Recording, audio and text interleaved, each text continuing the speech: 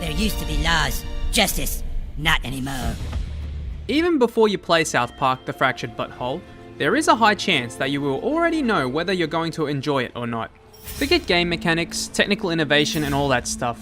The thing that will ultimately determine whether The Fractured But Whole is worth playing is whether you were an existing South Park fan. You, Mom. If you aren't, well, then you've just wasted money on what's essentially a 15-hour long episode of South Park. If you are though, then this is the best thing to happen since frozen pizza and the internet combined into one. And that's the bottom line really. But since there are undoubtedly people who are on the fence about this, and since I have a stack of footage that I need to use, I'm going to try and tackle a different angle on this. Is The Fractured But Whole fun for those who couldn't really give two shits about the show? And the answer is, sort of? Like The Stick of Truth, The Fractured But Whole is a semi-open world RPG of sorts, where you can wander around South Park and do a bunch of fetch quests. It's fine and all, but it almost feels like I'm playing The Stick of Truth all over again, so it really isn't anything of a game changer. But, the game makes up for this lack of innovation with some stupidly great entertainment. When the very start of the game allows you to pick the difficulty level based on the colour of your character's skin, you know you're in for something else.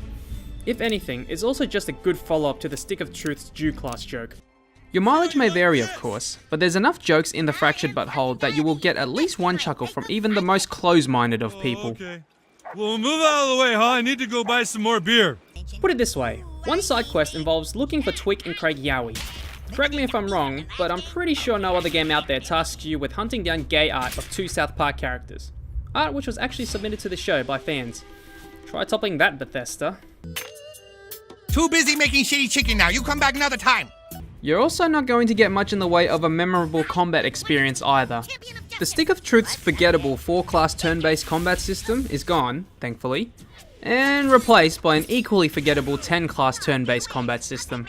If it all sounds really familiar, that's because it is. Having said that though, there is now a new grid system which allows you to move around, so that's quite nice. I can't type. Why the can't I type? Why are my thumbs so big?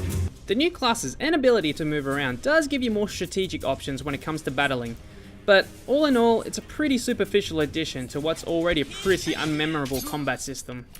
Plus, you can't skip any of the ultimate ability cutscenes, and that gets quite annoying after watching it for the 20th time in a row.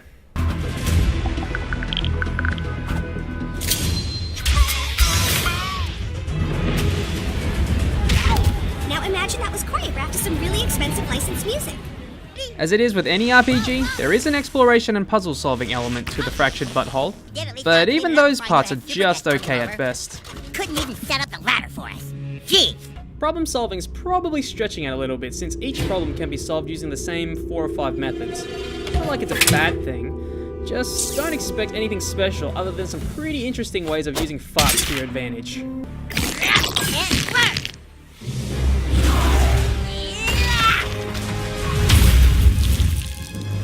That being said though, I'll never not find it amusing to see Stan shove a hose or Butters shoving a hamster up your character's ass. Yeah, there are a lot of ass jokes in this. And this is all assuming that your game doesn't crap out on you.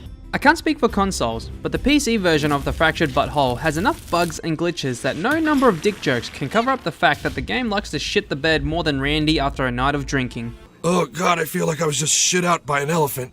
I also have to say that the UI is so clunky and unintuitive that it will make you twitch more than tweak after 5 coffees. You'd think after a 10-month delay that this would have been fixed, but instead they seem to have spent all that time polishing up on the fart jokes than the actual game. Not that this is a bad thing. Now it may seem like I'm giving the game more crap than what Cartman does to Butters, but there's a reason why The Fractured But Whole is worth playing at least once. It is just funny. You know how hard it is to look mysterious when you're just standing around in some kid's front yard? It's pretty f***ing hard. I am the rightful suitor of the Princess of Nepopolis. You can see everything from up here. We'll both admit it at the same time, alright? On 3. We'll both say, I was just f***ing with you. Fine? Fine. Okay, fine. 1, 2, 3. I was just f***ing with you. Haha, gotcha! Oh, you asshole!